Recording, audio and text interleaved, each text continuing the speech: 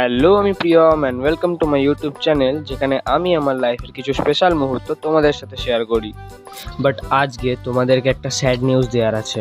যারা আমার ভিডিও অনেক দিন ধরে দেখো তারা সবাই জানো যে আমি আমার বেশিরভাগ ভিডিও কম্পিউটার এডিট করি, আর ভোল্টেজ আপ ডাউনের কারণে সেই কম্পিউটারটা খারাপ হয়ে যায়।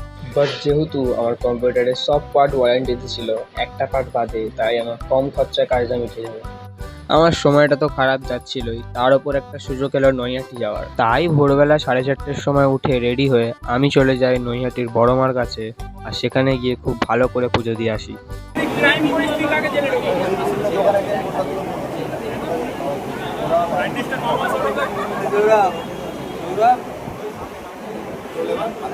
ওখান থেকে ফেরার সময় লঞ্চ থেকে এই সুন্দর ভিউটা দেখা যাচ্ছিল, তাই ভাবলাম এইটা দিয়েই ভিডিওটা শেষ করি।